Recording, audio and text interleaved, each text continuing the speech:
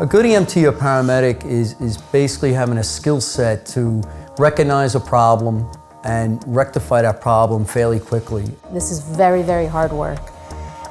It is very physical, it is mentally challenging, and turnover rate is high. EMTs put their lives in danger to help people every day. In the future, their gear will work to keep them safe. A light, breathable layer will protect from gunshots, knives, and needles, while sensors will monitor their health status and location. This will allow individual EMTs to monitor their own fitness and allow commanding officers to see the status of all responders in the field.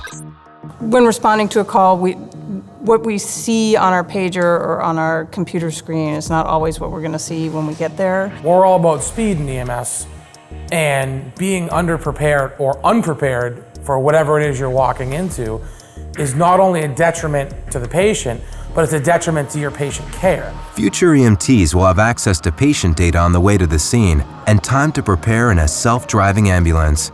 We have a respiratory priority 1 at 123 Washington. Daughter is reporting collapse and trouble breathing. Sally, can you show us your father's face?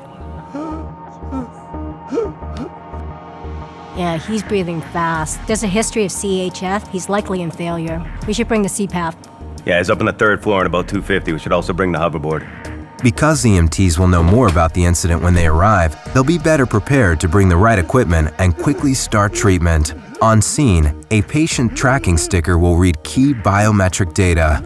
EMTs will be able to access this data, monitor vitals, and add information on treatments through a wrist-worn smart device. This data will be instantly accessible by the receiving hospital.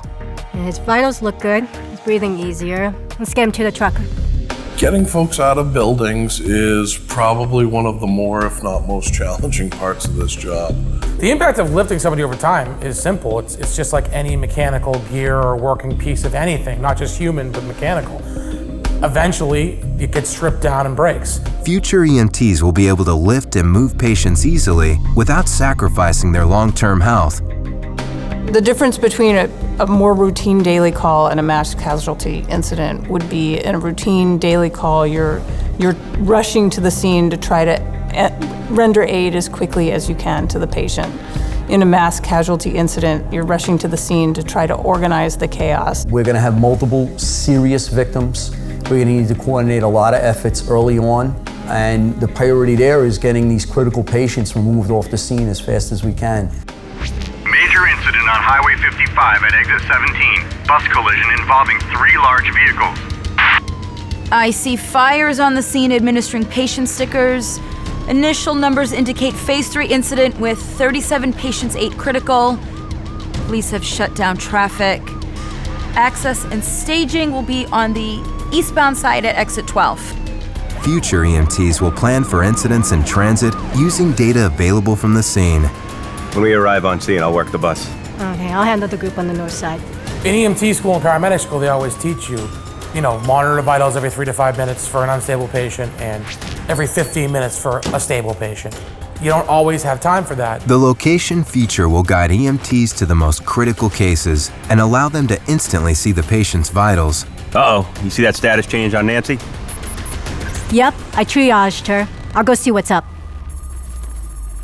If another patient's status takes a turn for the worse, EMTs will be alerted so they can care for those with the most urgent needs. Okay, the incident is beginning to de-escalate. We should have sufficient resources on scene to release some units back into city service.